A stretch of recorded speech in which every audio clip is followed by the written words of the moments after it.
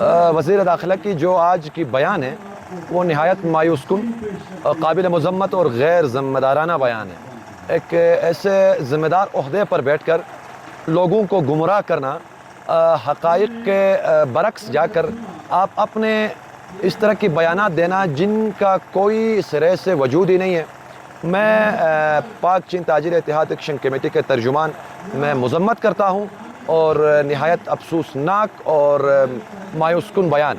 دیکھیں، یہی وزیر داخلہ موصوف گواہ ہے۔ گلمت نگر میں جب 7 دن کا دھرنا تھا، موصوف آ گئے مذاکرات کرنے کے لیے، تاجر اتحاد ایکشن کمیٹی کے ساتھ بیٹھے۔ جب ہم نے اپنے تمام جائز مطالبات موصوف کے سامنے رکھ دیے تو موصوف نے کہا ایک ایک آپ کا مطالبہ، ایک ایک آپ کا ڈیمانڈ جینون ہے، آئینی طور پر، قانونی طور پر۔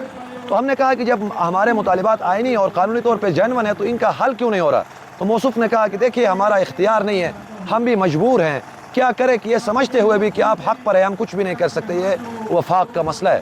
تو ہم نے ان سے پوچھا کہ وفاق کا مسئلہ ہے تو ہم کیا کریں، وہاں تک اپروچ کرے۔ الحمدللہ ہم نے FBR کے چیئرمین تک اپروچ کیا۔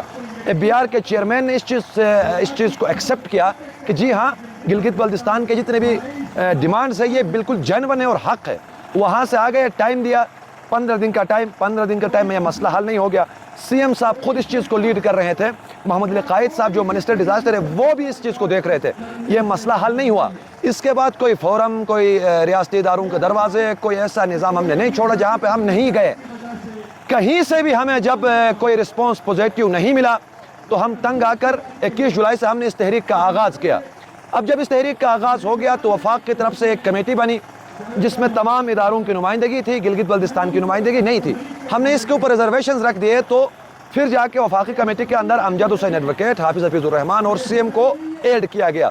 پھر اس کے بعد گلگت میں ایک صوبائی کمیٹی بنی، پھر اس کا دیکھا دیکھی ایک اور کمیٹی بنی، بنتے کمیٹی در کمیٹی درجن سے زائد کمیٹیاں بنی، لیکن ہمارا مسئلہ وہیں اٹکا رہا جہیں پہ تھا۔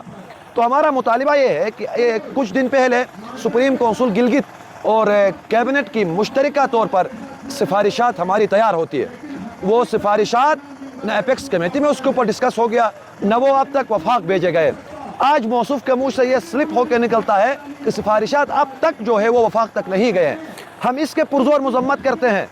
آپ کے پاس اب جمعرات تک ٹائم ہے، جمعرات کے بعد ہمیں کوئی کمیٹی بھی درکار نہیں ہے، ہمیں کوئی دلاسوں کی بھی ضرورت نہیں ہے، جمعرات تک آپ کے پاس ٹائم ہے۔ اس کے بعد سپریم کونسل گلگت بلتستان اور تاجر اتحاد ایکشن کمیٹی پلان C کا اعلان کرے گی، اور پھر اس کے بعد جو بھی صورتحال پیدا ہوگا وفاقی حکومت، ادارے اور صوبائی حکومت پر عائد ہوگی۔ اور میں اس موصوف کو بتانا چاہتا ہوں کہ اس نے کہا کہ پورٹ کے اوپر چند مافیاز کا کنٹرول ہے، یہی تو ہم بھی کہتے ہیں کہ اس پورٹ کے اوپر مافیاز کا کنٹرول ہے، یہی تو ہم بھی کہتے ہیں اس پورٹ کو چند مافیاز نے یرغمال بنایا ہے۔ آپ کیوں ان مافیاز کا نام نہیں لیتے جن لوگوں نے یہ سب کچھ کیا ہے؟ آج میرے مقامی تاجروں کو، میرے مزدوروں کو پورٹ کے اندر جانا منع ہے، میں آپ کو بتاتا چلوں، وہ نہیں جا سکتے ہیں، ان کو روکا گیا ہے۔ کون روکتا ہے؟ کیوں روکتے ہیں؟ یہ کون سا قانون ہے؟ کس آئین کے تحت یہ سب کچھ ہو رہا ہے؟ اور کہا اینٹی اسٹیٹ سپیچز ہوتی ہے۔ تو میں یہ بتاتا چلوں، یہ موصوف تحریک انصاف میں تھے، خالد خورشید کے ساتھ یہ موصوف اسلام آباد جا رہے تھے، نہ اس نے کسی جرنل کو چھوڑا، نہ کسی ایجنسی کو اس نے چھوڑا، نہ ریاست کو چھوڑا۔ اسلام آباد کے اوپر چڑھائی کی اس موصوف نے، جو کہنا تھا، جو نہیں کہنا تھا، سب کچھ کہہ گیا ریاست کے خلاف۔